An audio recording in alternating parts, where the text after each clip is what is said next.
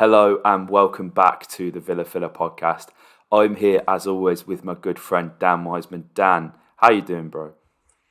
I'm good, mate. I'm good. It feels like a long time. I'm so happy to be back. I'm back with a renewed sense of positivity. The grey cloud never lingers too long over the Villa, does it, mate? It only takes a couple of days for the dust to settle, and then suddenly you know, it fills that space in your heart once again. So yeah, buzzing to be talking to you, mate.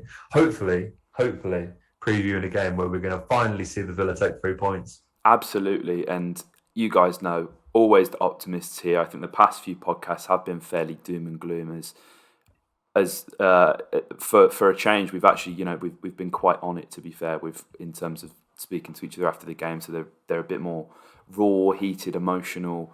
However you want to phrase that, and there's been quite a few of you guys who have enjoyed the sort of the instant reaction, which is amazing for us to see. The comments have been really good. I've taken on board the Princess Leia comment, which is why I'm wearing these I these saw smaller that. earphones. I It saw took me a that. Yeah. second. It took me a second. I got to admit. But you guys know, if you paid attention to the past few podcasts, you guys know we love Star Wars. Much to a few of our listeners, disgrace. But before we get into this preview, because it has been a while, first of all, we've got a message from today's video sponsor. Dan, have you ever wanted an app that collates all the scores and news from your favourite teams in the whole of Europe, Dan? Have you ever wanted that? Is a constant need of mine, mate, because there's always news. That's the thing, is that we love this game. We love the industry of football because it's ever changing, mate, and you need a place to keep up with it all. And we have that place exactly for We you sure guys. do, mate. It's One Football. Guys, this app is genuinely, it's life-changing. It's great because I actually I use it. So it's great because it's where I pull the stats from for the podcast. So it's like there's all that new stuff as well, but you can track all of the players' stats from like across Europe for all the different leagues, for continental football as well. It's a dream. It's a dream. And the best part, mate, is it's free. It's free, and guys, it would help support the channel massively if you check that One Football using the link in the description down below. We promise you guys won't be disappointed. So, guys, if you haven't checked out One Football, make sure you do so in the link at the top of the description. We're trying a new way of recording these podcasts, actually, guys. So it's almost been recorded like you would a television show, which I know sounds a bit crazy to think. We have a whole sort of studio operating system, and I was just saying to Dan, I was very scared that I was going to either cut the ad short or have it longer. But when we normally do them on Zoom, it's like obviously because we insert the ad read afterwards in the edit. So Dan will go and check out today's video sponsor. Okay, if you haven't, but then we literally now we're doing this, we have to sit there through the whole ad read, just twiddling our thumbs. So is this working? So yeah, guys, we're sitting through. You guys were complaining about the ad read. This time, we're sitting through it with you. So we're in the same boat now. So it means the most. It means even more if you hit that link because, as I said, we feel it with you guys. Absolutely. Dan's got a car to buy as well, so make sure you're clicking that link, guys. Please, on, guys. It helps us out more than you could imagine. But Dan, it's been a while since we've done the previews. We've never actually dedicated whole podcasts, I don't think, to previews. We always used to kind of tailgate them onto the end of the sort of post-match reaction as the dust was settling type thing. And then if you guys would have known, last year we used to do the sort of 5 things. We thought we'd change it up a little bit and keep it, I think it was like 2.5 minutes, something like that. I don't know how we've done that, Dan, because today I imagine we're probably going to speak for about 15 or 20 minutes. And sort of go into the detail that you guys craved back then when we did the previews and have been craving recently. And it is thanks to the guys at One Football that we are doing this. So if you 100%. Enjoy the previews, it is it would really appreciate it if you guys just checked out One Football. Again, I know we've been hammering this home a lot, but it's kind of mad that we've got a channel sponsor and it's actually one that we use as well. But less of that, Dan. Watford. Now, Watford, they haven't won in 11 games, Dan. The last game they won was a 4-1 landslide victory against Manchester United at home, a game in which I think it may have been Solskjaer's penultimate game in charge. They had a man sent off, and since then, they haven't won a game in the league since. They've looked incredibly poor, They've not scored in 4, Dan. All of this tees itself up so nicely for a 1-0 Watford win.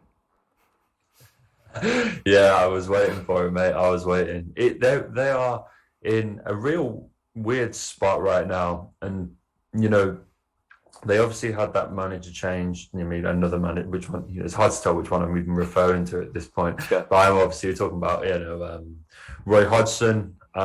He's come in, and I felt like honestly it was a good appointment.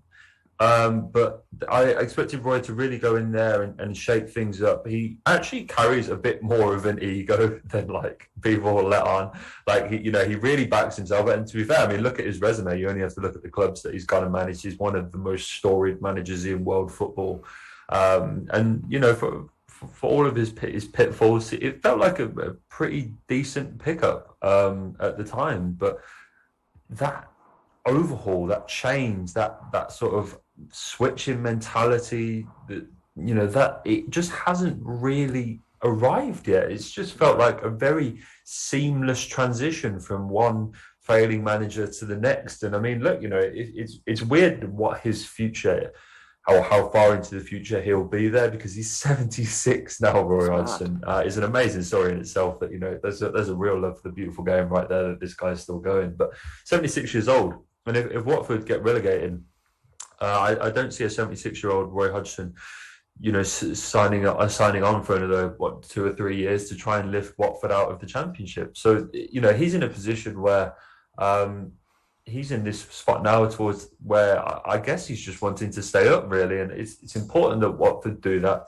And what, whilst you said, mate, they're on this bad run, they actually play a Villa team who have given them a fair few points in recent years. You look at our last few games with Watford. Obviously, we had that loss to them on the opening day of the season, 3-2. That was one to forget. In fact, we've actually lost 4 of our last 5 games against Watford, and in every one of those defeats, we've conceded 3 goals. In fact, the only time we beat them in our last 5 games was that quite memorable Conser/Mings winner in front of the Holte end. And damn mate, I'm looking at the lineups for that game. Oh God! To throw you a real curveball, let's have some trivia. Let's see if you can guess the Villa bench. Right? Oh my so I've got 1, 2, 3, 4, 7 names, obviously. 7 names on the Villa bench. This is a real measure of how far we've come. So this game was on the 21st of January 2020. So basically, give or take a couple of weeks, 2 years ago. Oh my God! Yeah, let's go. Okay, let's start with goalkeeper. Right. So if I'm right, Pepe Reina would have been starting. So I'm gonna go. Pepe's in goal. And Pepe was only at the club because Heaton was injured. So it's obviously not Heats. I don't think it's Jed. It's got to be Oyan. Yeah, that's one. Right. That's one. Okay, there you are. Good start. Let's. So who's the centre half on the bench, mate? Now this is a different. This one is interesting because this was interesting. This was a time where we played. Oh my God! It's been so long. I can't even remember. We played Ezri Konsa at right back, and obviously I know he was starting this game. Well, this is the thing. It could have been a Mings and House partnership. It's a 5-back. Was it? Yeah, I've got here. The team went Reina, Gilbert, Hawes, Mings, Konsa, Target. So it's Engels. Do you know what? That makes sense because yesterday it was about a year since that Tottenham game, and Engels didn't get back in the side after that. It's James Chester. Is it? It's James Chester. Alongside him, you've got the likes of Elmo, Dougie Luiz, Conor Hourihane, Henry Lansbury, and then the striker coming off the bench is Indy Vasilev. God above how far this football club has come. Wow. Yeah, I mean, if that's in perspective, I don't know what is, Yeah, it really is, mate. It really is. But yeah, I mean, it's no wonder given the fact that, as I said, I mean, this run of games against Watford stretches back to 2015, 2015-16, which was an absolute disaster. Yeah. When before that we hadn't lost to Watford until 1986, but post 2015 we've been pretty pickings for Watford, mate. So they are a side that will come into this one fancying themselves based on recent records. I really hate coming up against these sides like Watford because there always seems to be these kinds of records. And speaking of unwanted records on a Villa behalf, Dan, in our last 8 games, Villa have conceded 18 goals. That is alarming. That is shocking. That is absolutely dreadful. Watford have only conceded 18 from open play throughout the whole of the season, and we've conceded 18 total goals within our past 8, which is slightly alarming. I wouldn't read too much into the context of that latter part of the stat, of course. But Villa have to, we're playing a really compact system and there is not a lot of margin for error within that. But the way Watford have been lining up, it's generally been a 4-1-4-1 with Peter Etebo sort of at the base in that midfield, who is actually injured, so won't be playing in this game. But Watford concedes so many goals, Dan, because they're so easy to cut through and play through. There's large gaps between the centre halves and the fullbacks as well. I'm just going to transition here so as you guys can see. Oh my God, average positions. This is why we're doing it like this, guys. This is why we're doing it live and ad hoc. You guys can see here. I think you may be able to see my mouse hovering over here. I don't think you can, but you'll see 22 and 15. That is Trusa Kong, and it might be Cavaselli. I can't remember, or maybe Cathcart's 22. That is a ridiculously large gap between the two centre halves, which Villa, with how narrow that we generally play, will hopefully look to exploit that. Now, this leads me on nicely, Dan, to my next stat that I wanted to mention. Danny Ings has scored in each of his last 3 appearances against Watford. Scored for Villa, of course, in the opening game of the season from the penalty spot in what was totally an afternoon to forget.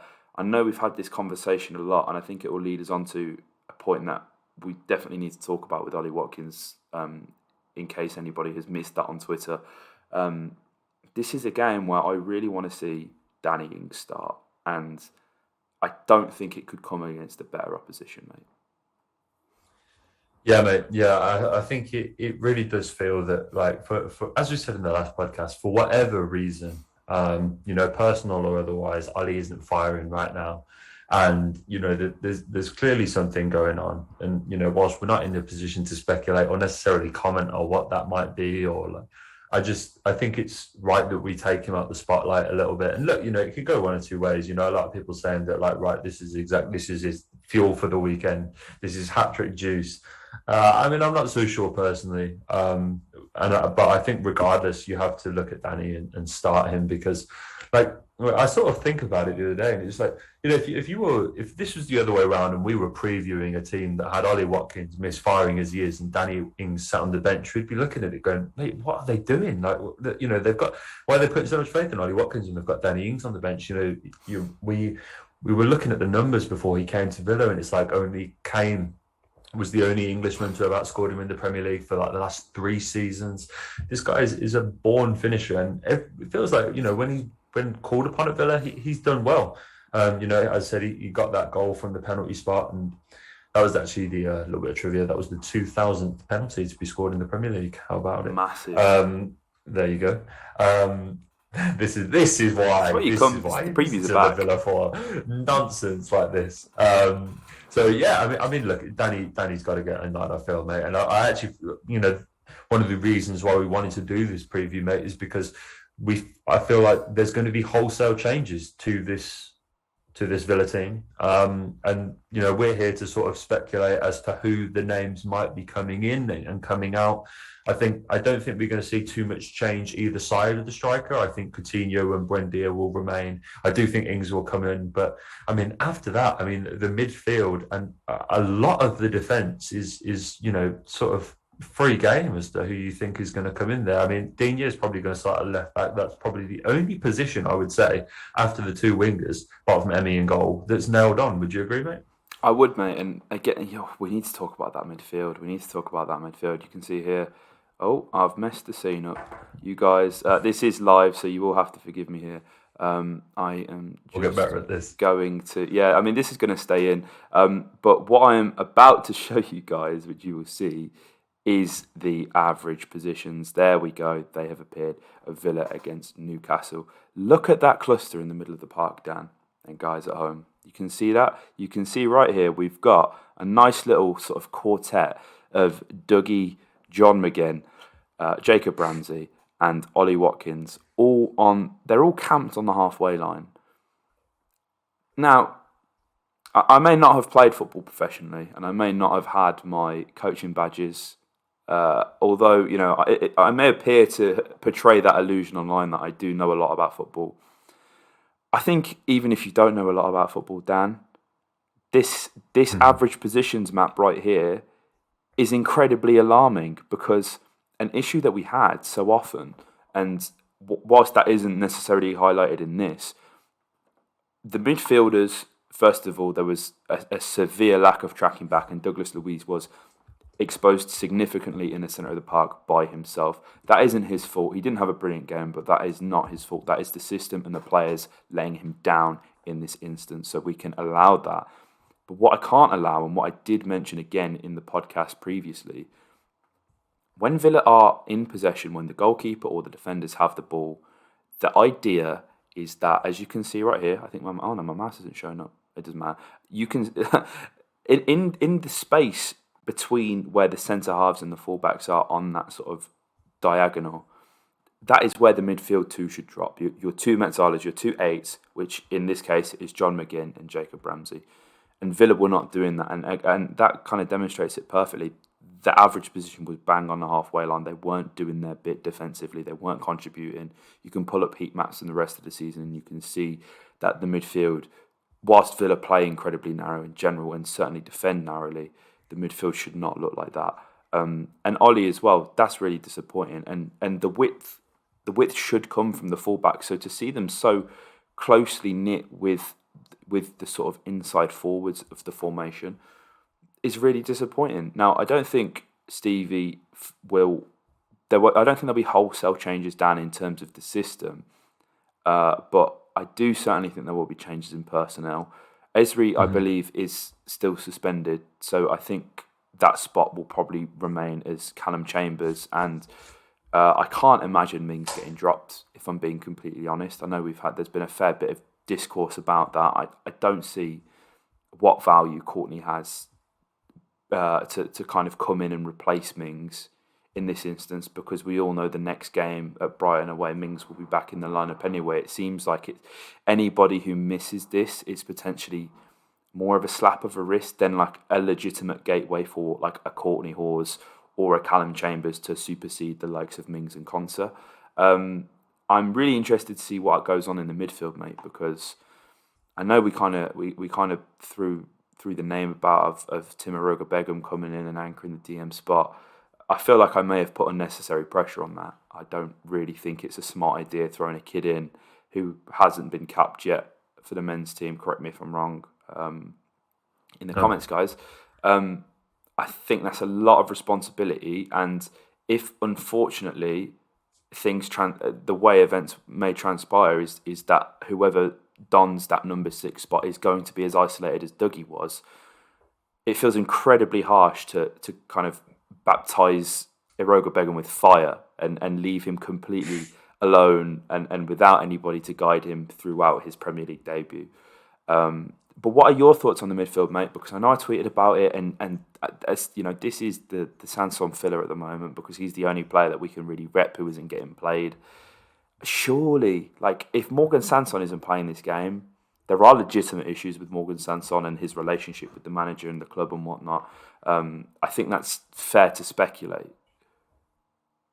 Yeah, I feel, he's in I would put him in exactly the same boat as Danny, mate. And I think, if you're not starting him, you may as well look to sell him at full time, because if you're not using him now, when are you going to use him? I don't think I saw a lot of people saying that, like, we'll try Sanson in the six, try Sanson in the six, and I feel like it's almost exactly the same with Tim, mate. In that, I don't think the answer to our problems is just dropping a player into that spot that's never played there before. You're better off sticking with Dougie because at least he's got the experience of playing in that spot, and he has the nous, and he's been playing there for a fair few seasons now. If you put Sanson or a debutant into that position, they're not going to play it much better No. because Samson's not a six. We both said many times, mate, we don't think Douglas is neither. So, I don't want people to use that back at me, but it's not going to be the answer, especially not long term. I think what this period has highlighted is how much we miss Marvelous Nakamba. So, I will at this point offer my leg. Just take it, Mark. Use it however you wish. Get back in this team, mate, because we miss you. But yeah, I think, I feel like you're right. And Dougie did have the best game, but I do feel like he was a victim of everything that was going on around him. I feel like people are being a bit harsh and forgetting just how good Douglas has looked in that position. The back end of lockdown is we referred as sort of the prime of Douglas's Villa career when he was really making that position his own. We know that he can play it, and we know that he can play it well. Just because he's not played well in the last few games, we can't just start changing the discourse and saying, oh, well, he's never been a six. Well, he's been a six at Villa for the last 2 seasons. And yes, it might not be his best position, but right now he's the best we have in that position. So I don't think the answer is to chop and change it too much. I certainly don't think the answer is to drop either guy out of those two that hasn't played in that spot yet for the Villa, Davison or otherwise. I think Sanson needs to come in just further up the pitch. I don't think he's the answer in that holding spot, mate. No, for sure. And again, to talk about Danny Ings again, surely this guy has to start. The abuse that a certain fan has sent to Ollie Watkins is just a total disgrace. Like, what on earth are you doing? Like, we can all comment on performances and stuff like that. I think that's totally fair game. But the moment that you've crossed the line there and you've made it incredibly personal, and if that reply from Ollie is legit, then fair play. But Danny Ings has to play. He's this fox in the box. And again, I'm gonna bring it back to the sort of average positions of Watford. Again, it's got Brighton on here, so just bear with me while I readjust this, because this is slowly. It'll come up to us, guys. You can see how large that gap is, right, between the two centre halves, guys. You can see that. That's clear as day. Look at where Danny Ings likes to operate. That is his heat map for the whole season. He is that fox in the box. He's picking the ball up everywhere, but as you can see, it is sort of mainly in the space, if you kind of flick between the two, of the sort of where in between the centre halves. He's going to look to nick the ball there. Interception stats, blocks, and that are incredibly high for Danny Ings. I believe he's within the top 10 percentile, easily just off the dome. In regards to that, and for me, I think the debate between Ings and Watkins has always come out. Ollie offers so much in terms of running, all this kind of stuff. It's a myth that Danny Ings doesn't run. Any Villa fan who thinks Danny Ings doesn't run is just completely and utterly deluded. But ultimately, all that matters is that nice little red bit in the box, Dan, where he's getting them touches and where he can score goals. That for me is what's really important, and that will be the difference. Because I think if there is one thing for certain, Dan, this game is going to have plenty of goals for both teams, especially if there are wholesale changes at the back. And my God, you need somebody who can finish their chances when you're playing against a side as poor as Watford. Yes, sir. Danny actually averages 16.5 pressures per 90 compared to Ollie's 8. So not only does he do as much running as Ollie Watkins, he actually does twice as much if you look at the numbers. Danny is my vote for this game. We haven't found it particularly easy to create chances at points this season. We didn't against Newcastle. Leeds, they came a little bit easier, but that's because of the swashbuckling nature of Leeds' play. Watford will not be so attacking when they come to Villa Park. It will be a matter of having to grind out that team, break it down. They'll be looking for opportunities on the counter-attack. We just have to stop Emmanuel Dennis, really. Yeah. I think you stop Watford. He's a very, very good player. He's in everyone's fancy team, isn't he? Emmanuel Dennis. I actually took him out for Beckhorst. Good move, good move. Well, you can't have anyone in the team that's playing against the Villa, can you? That's No, sacrilege, exactly. mate. So nah, it's but on a roll, yeah, Danny's got to come in for me, mate, 100%. The running stats are there. Um, I don't think the rest of his stats don't go up too nicely, and I will say that Ollie beats me in like XG and XA per night and everything like that. But I think if you look at the bit part nature of Danny's performances Yeah, really across the season, especially when most of them have like been in that two with Ollie, which we know never worked. I don't think they really give Danny a fair crack at the whip, which hopefully he'll get at the weekend. for sure, man. And I'm gonna lay it on you, Dan, 'cause it's been a while since I've asked. It's the Ah, dreaded the time. You predictions, the thought you were gonna make predictions. it I knew through it. without a I prediction. knew it. I knew it. Yeah, mate, it's going to be difficult. Obviously, I do think if we make the wholesale changes, I think we have to expect a victory. I think the alarm bells really will be ringing if we make 4 or 5 changes to the lineup in this game, and we go and drop points again. I do have faith in Stevie and the boys. Stevie, I really feel like it's been a bit of a back to the drawing board process, and we'll be better for it. I don't think it will be totally easy, but I will go with a 2-0.